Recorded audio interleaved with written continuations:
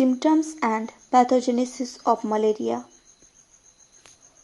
Symptoms of malaria first appear several days after the infection of the malaria parasite in man. This interval of time or the incubation period is utilized by the parasites to increase their progeny. To establish malarial symptoms, it is necessary that a large number of organisms must continue erythrocytic cycle at a time. Malaria is quite a dramatic disease. Each attack of fever shows 3 successive stages. First, cold stage.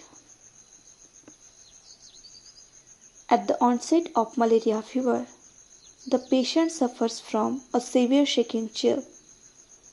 He feels so cold that his teeth chatter. He may be covered with a huge pile of blankets. Cold stage lasts 20 minutes to 1 hour. Second, hot stage. As the chill subsides, the body temperature rises as high as 41 degrees Celsius or 106 degrees Fahrenheit. The patient feels very hot with a terrible headache.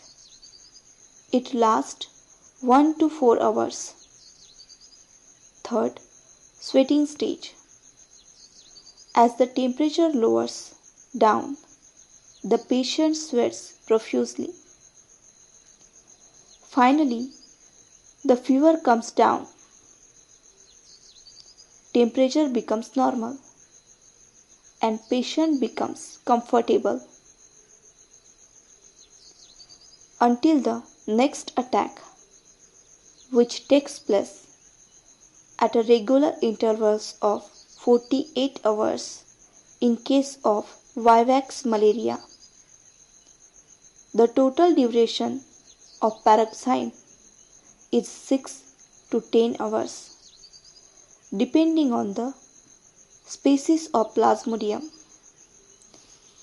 Malaria fevers occurs when schizones in red blood corpuscles burst and set free their contained merozoites and malarial pigment hemozoin in the blood plasma. Bursting of schizones tends to be synchronous. As they all burst at the same time, hemozoin is said to be toxic and so induces high fever and shivering. In infections with Plasmodium species, anemia is inevitable. The reasons for the origin of anemia are as follows.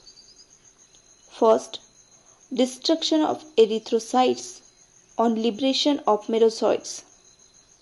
Second, infected erythrocyte becomes more fragile, rupture easily, and are destroyed. Third, the enlarged spleen due to the malarial infection releases a lytic substance, lysolecithin, which destroys erythrocytes. Fourth, malarial parasites produce hemolysin, an antibody, which brings about hemolysis of some normal erythrocytes. In chronic cases, spleen becomes enlarged and fibrous so much that it ruptures under the influence of trauma. The falciparum infection often results in thrombosis of visceral capillaries.